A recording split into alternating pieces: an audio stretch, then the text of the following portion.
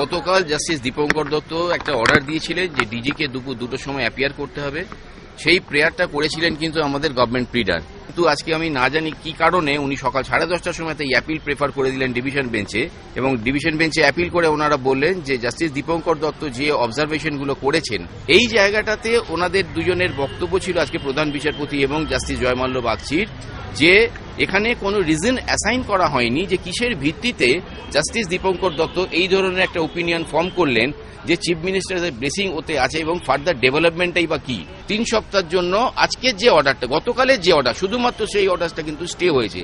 যে অর্ডারে জাস্টিস দীপঙ্কর দত্ত বলেছিলেন জিপির প্রেয়ার অনুযায়ী যে দুপুর 2টোর সময়তে ডিজি আসবেন এবং তিনি প্রত্যেকটা প্রশ্নের উত্তর দেবেন, সেইটাকে পার্টিকুলারলি অ্যাভয়েড করার জন্যই জিপি আজকে এই মামলাটা করে ওখান থেকে একটা স্টে পেয়েছেন এবং এই ম্যাটারটা আবার অ্যাপিয়ার করবে ফার্স্ট উইক অফ মে।